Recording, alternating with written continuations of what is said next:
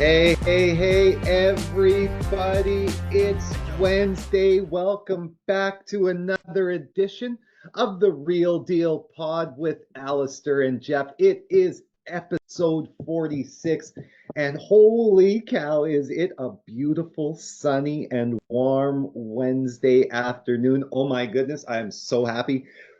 It's warm. I've got my great friend Jeff Lee back with us together, my partner, my man, my boy. Hey buddy, what's going on? Yeah, I'm doing well. I'm excited. Today I get to go play hockey at Rogers Arena Nice. with the Canuck alumni. So I'm Oh looking yeah? forward to that. Yeah, so Are you I'm playing with like Linden and them? I don't know who's going to be there. I know the Canuck alumni are going to be there.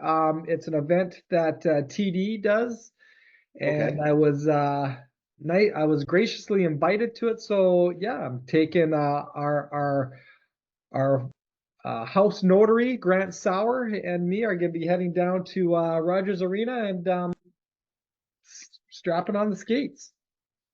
Dude, that's awesome, man. That's fantastic. Yeah, it's going to be Don't cool. hurt yourself though, man. Don't embarrass yourself. You're playing with pros. Don't embarrass yourself.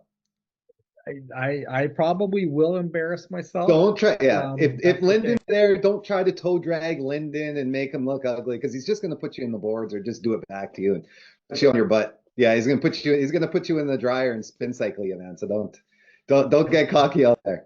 Mind you, the alumni can be quite old as well. So, and I find with some high level athletes, Trevor Linden not one of them, the Sedin's not one of them, but you see them after their playing days, and Oh it's yeah, just when they stop holy going to the geez. gym. Yeah, Pardon it's me? like what when they stop going to the gym. Well, yeah, and I think they just, I think they're just so used to burning so many calories, and then they keep on kind of having that same calorie intake lifestyle, but the outtake isn't as good as it was once they were playing in their So pain. So, listen. So Keith Tuchuk. oh He's yeah, yeah. So famous Winnipeg Jet. That's who he's drafted by. Us Winnipeg fans love Walt, right? His children, right? Brady and Matthew, amazing. Like what ridiculous sons he's got. Amazing. It's hard to imagine that his kids, my buddy and I always talk, we believe they're twice as good as Keith was, and Keith was amazing. Like, and Brady and Matthew are twice as good as he is. Have you seen though, Walt? Have you seen Keith Tuchuk now compared to when he played? He's round, dude. yeah, yeah, and that's what I mean is that yeah, their calorie intake is more than their calorie outtake. But those guys just have amazing hockey IQ. Oh, it's It's unreal. just next level, those guys. So Unreal. Well, that's super exciting. I can't skate myself, but I think that's fantastic. So good luck, man. That's wicked. Oh man, so we're gonna kick it off today, I guess. I got a great did you know for us though. I got a great did you know. okay. So, Jeff, to kick it off, did you know that 70% of Canadians back tariffs against the US? So 70% Canadians are supporting it. are supporting it. Yeah, Wow. 70% of Canadians are backing tariffs against the US. Oh, against the US. Yes. Yes, Okay. Yes. against. Okay. Yeah, against. Yeah. So a recent Ledger survey shows that, and I'll let everybody know because I know Jeff, you always like to let everybody know what that means. I'll let everybody know what this Ledger survey is after. But a recent Ledger poll shows that 70% of Canadians support dollar for dollar retaliatory tariffs on the United States, with 45% of them strongly in favor. Yeah. Now, Oh, just so what everybody knows, the Ledger poll is a public opinion survey conducted by Ledger. It's a Canadian market and research analytics company. They gather data on public sentiment through surveys on various topics that include politics, economics, and social issues. And they often use online surveys, I beg your pardon, like this in cases to collect responses from large groups of people. And they're a well-trusted and well-known for the research within Canada, and regularly works with both government, media, and private organizations to track public sentiment. So, but here's some ways. Then this is really what I found very interesting. Here are some ways that Canadians are making their stance clear. So 63% are now buying fewer American products in stores. Yeah. 52% cut back on Amazon purchases. 30% canceled their US travel plans. That's a big one. Yeah. To cancel your plans. And 68% intentionally buy more Canadian products. Yeah. Now, so I thought that that was just a great thing to see Canadians coming together, right? Again, and really forging together. Because this is what I've said. It's in terms of, all uncertainty, in terms of, what could be chaos. This is actually, I've always believed, a great opportunity for Canada to come together as a whole. Canada to build back its own independence economy. This is where I believe governments now have to step up, and we have to do a better job in granting tax breaks to businesses and incentives to businesses to start up and all that sort of good stuff. But we are now in a framework where we could do some great things within our borders, and it's nice to see that Canadians are kind of banding together, and that frittata Cheeto in a ill-fitting irregular suit down there can just continue to pound salt. But what do you think, Jeff? Like, what do you think? Well, I think that's awesome. Number one, I think that Canadians are supporting the Canadian economy and cutting out things that they are not supporting, such as Donald Trump's tariffs.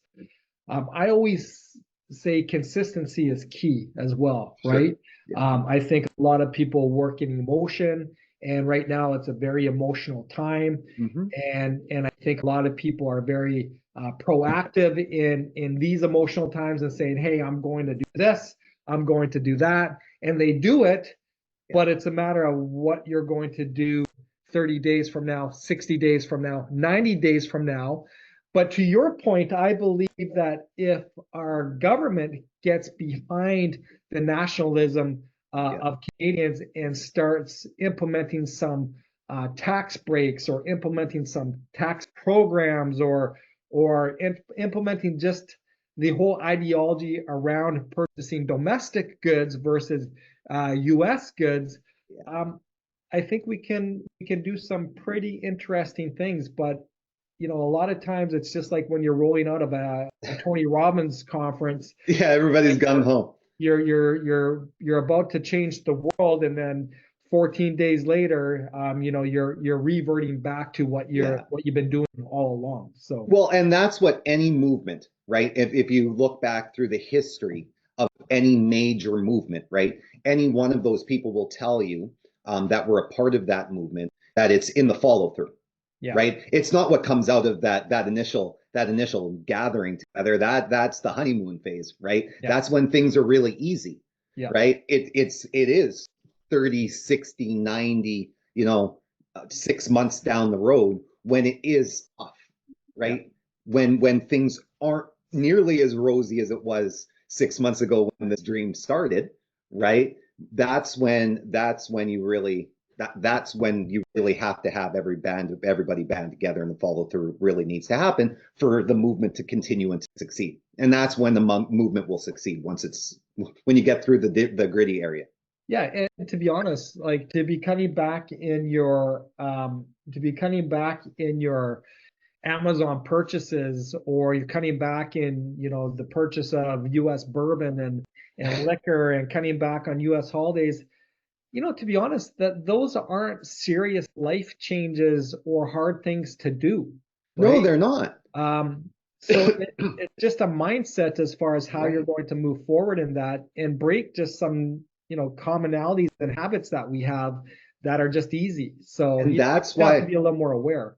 yeah, and that's why I love the travel plans one, because it shocked me. I don't know why it shocked me, that 30%. That shocked me as a high number of people saying, you know what, we are going to put the plans that we made, these exciting trips to, let's say, Disneyland, Disney World, wherever that might be, that we put together with our family.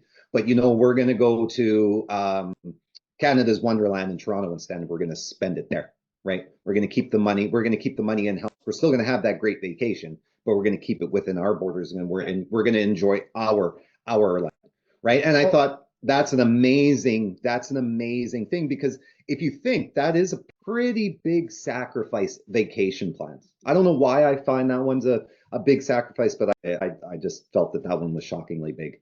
Well, to be honest with you, I don't even know why Canadians were traveling in the US anyways with such a weak Canadian dollar, right? 100%, So, yeah. I don't get it either, but so maybe they'll revert their plans to Europe. Maybe they'll revert their yeah, plans to Mexico. Maybe they'll revert, again, being a tourist in your own backyard. We have one of the most beautiful countries in the world. So, right?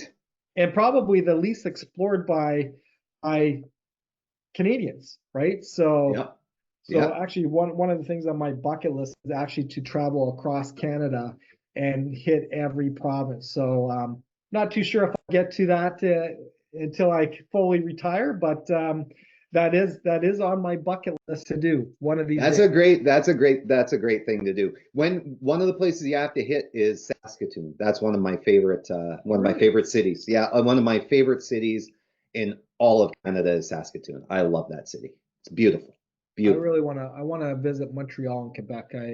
Yeah, Montreal's beautiful. Yeah, Yeah. never been, Yeah. never been. Yeah. Awesome, buddy. Well, there's the congratulations, Canadians. Let's keep it at it. And remember, 6 months down the road, when things aren't looking so rosy and great, it'll still be good. Let's just keep pushing hard and banding together. Yeah. Jeff, my man, what we talking about today? Well, I'm actually just going to tell you off on this tariff. It does seem like Donald Trump is full force Yeah, with March implementing 4th. these tariffs here within the next, I think it's 10 days, March 4th is his go date, he said. right? So Yeah. we'll see on what that looks like. And again, like we talked about a thought or two ago, what these tariffs are going to mean to mortgage rates and our Canadian economy. And, again, it does seem that if these tariffs do go full blown, it does appear that our interest rates are going to dip lower, which is great. And, not to get too deep into that conversation again, just listen to, I think it was last week's pod that we touched on, and we can dive into that. We can, We yeah. also have a Bank of Canada rate announcement coming on March 12th as well. So it is expected that our overnight lending rate, which is the sister to the prime rate, is going to drop a minimum of a quarter of a point. So that's good news for anybody that has a variable rate mortgage or any type of loan that's dictated by prime.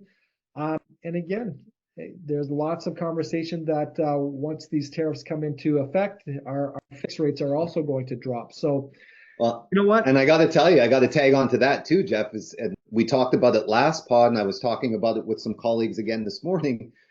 Again, the market seems busier. Like we came off. So I don't know how much we should have touched on it more, but we came off January, right? Where January had strong sales. Yes, at a slightly decreased price point, we had strong sales, right? So prices dipped slightly, only slightly, but the sales were strong. And now heading through February, this whole entire month, it seems like we've had steady, strong sales again throughout this month. So again, if this is 2 months in a row, right, this is a telling tale.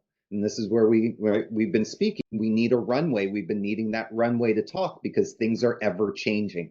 Yeah. Right. So, Yeah. Yeah, man. Well, let's get on to your end, buddy. Let's talk about porting mortgages. Porting mortgages, buddy, because this might be something that people are doing in the next little bit.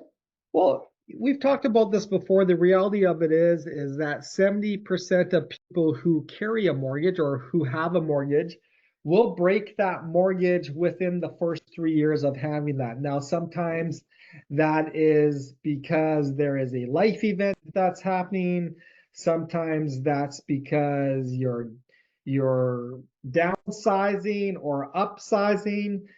And one of the things about the personality of a mortgage is the porting option of it. So I just thought it was good timing, Yep. because I thought it was good timing to talk about porting a mortgage and the personality of it and what that means. Because again, 7 out of 10 Canadians are going to break their mortgage. And if they're breaking it to upsize or downsize, I think it's really important to understand what your porting options are. And more importantly, what porting means, because maybe a lot of us out there don't know. Yeah, because there's some mortgages that you're not allowed to do that, right? Yeah, exactly. And we talked about this as far as full frill mortgages and no frill mortgages, because again, Alistair, what do people ask? What is typically the only questions that your clients The ask when it only comes thing they down to care mortgage? about, what's the rate right now, Alistair? Right. And the rate is very, very important. But I always tell people what's equally important, sometimes even more important, is the personalities of your mortgage. And one of those personalities is what are your porting options? Because these no frill mortgages that just focus strictly on rate don't give you any kind of porting options, and they're purely designed for that mortgage to be broken. Based on statistics, 7 out of 10 of us are going to break it. And if you're in that mortgage, if you don't have the ability to port that mortgage, if you're moving, they're designed to break and then paying a huge penalty in doing so. So, Yeah.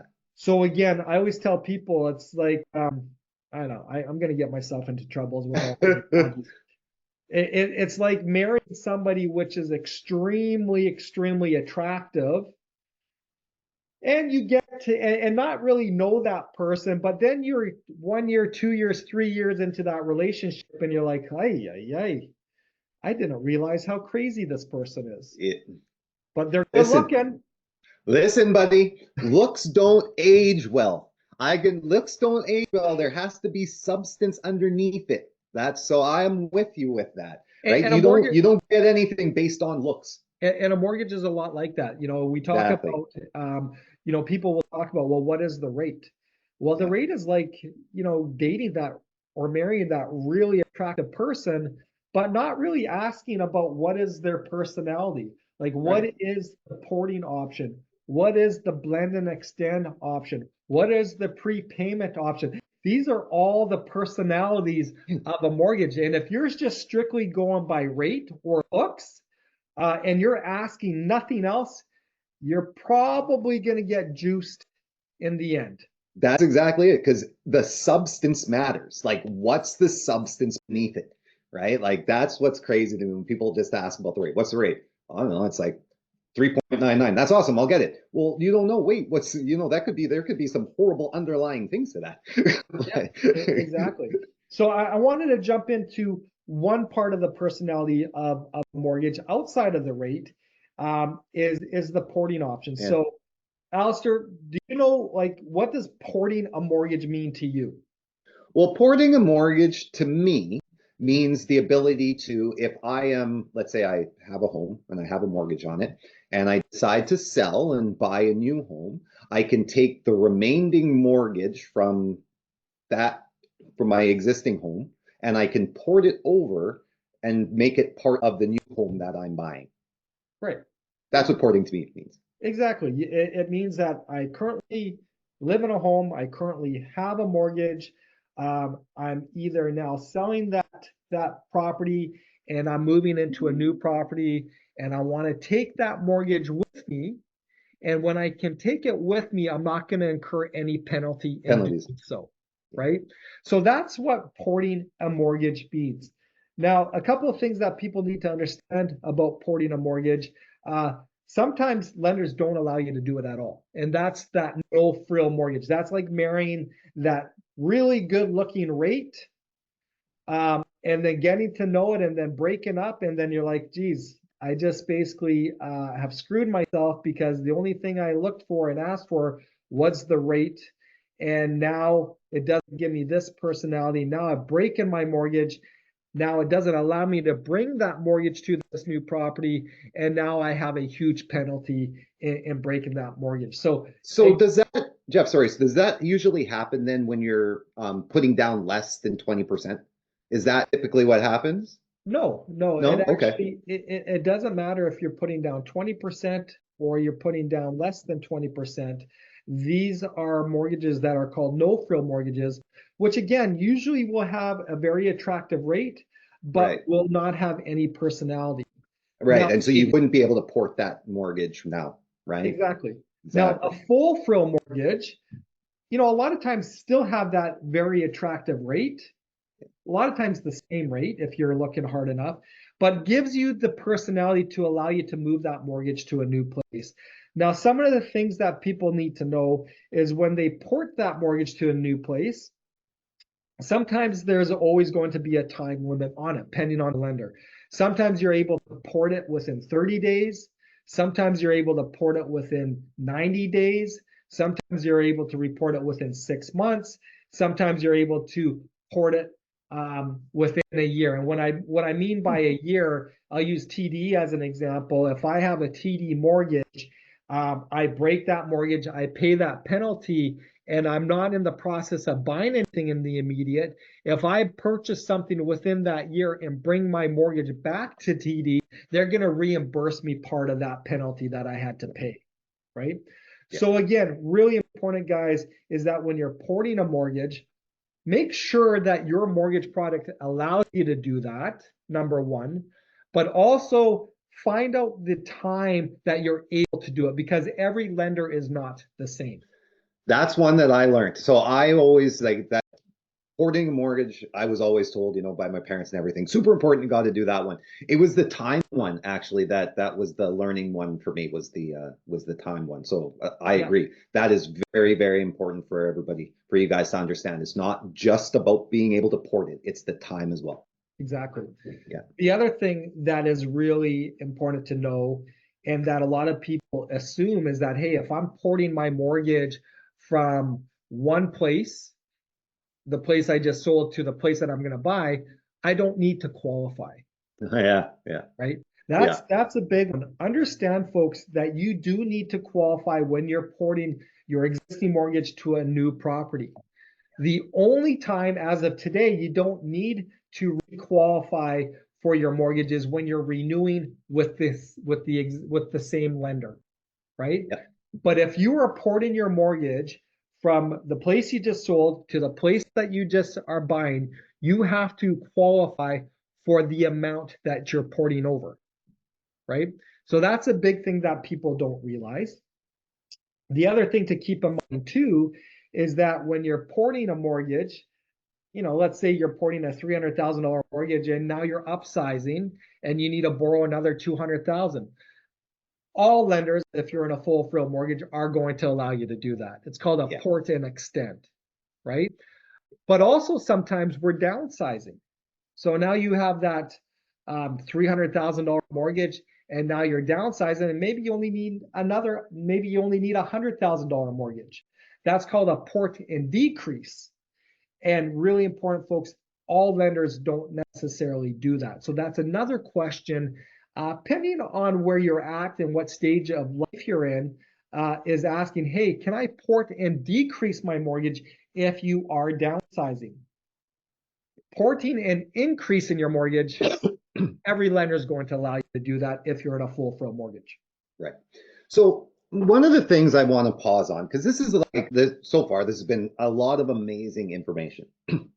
And I was, as you were talking, I kind of chuckled to myself that, you as a mortgage broker, myself as a real estate agent, we constantly, advise people to get pre-approved or sit down and have the discussion first.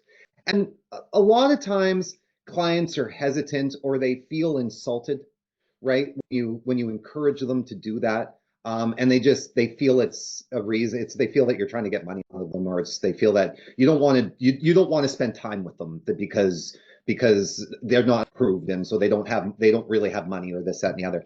And guys, I want everybody to understand that that's not the case, right?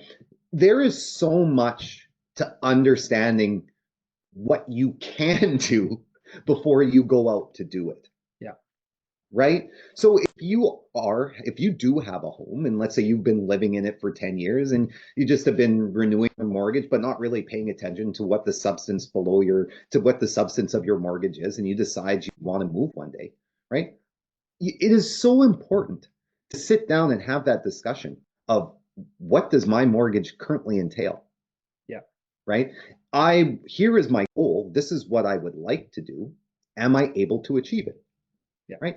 And obtain that pre-approval, right? Sit down with your trusted lender and have those discussions before you come and speak with us. And we're not saying this as realtors because we don't want to deal with you. It's because it's best served for us to help you when you already have an understanding of what your roadmap looks like, rather than us having to circle backwards to be able to, and it avoids so much disappointment.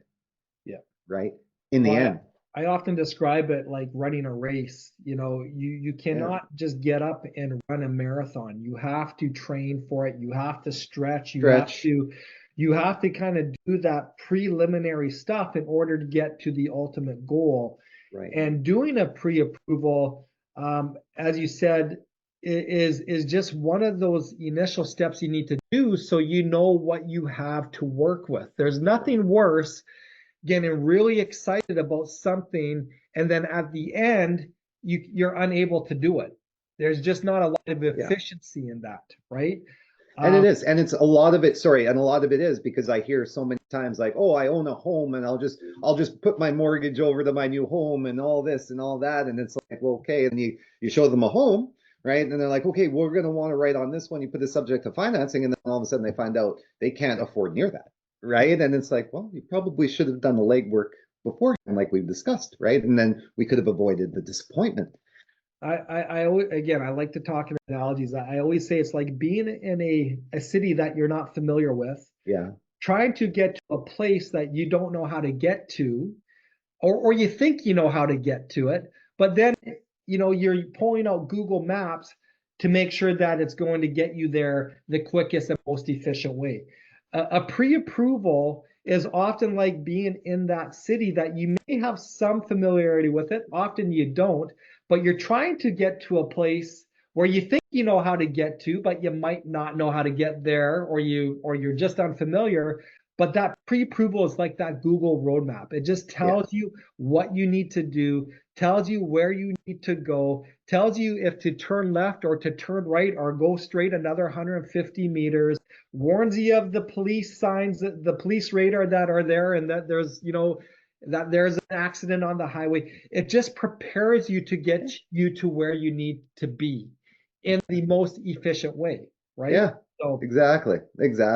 Sorry, I didn't want to take us off course very much. I just everything that you were saying is so vastly important. I just wanted to make sure that we just reiterated again why it's so important to sit down and first step, talk with your trusted lender first. Yeah, and just to kind of bring this back to porting your mortgage, and it's really important. Every lender also ports the mortgage differently. Mm-hmm. I'll speak on Scotia. Scotia, say for example, Allister, you have a $300,000 mortgage. It renews here in 2026. You have sold your place. You're buying another place. You need another $200,000. Again, you're porting that Scotia mortgage. You need that another 200,000 on top of the 300 that you're porting. So how Scotia will work is they'll port that $300,000 mortgage that renews in 2026.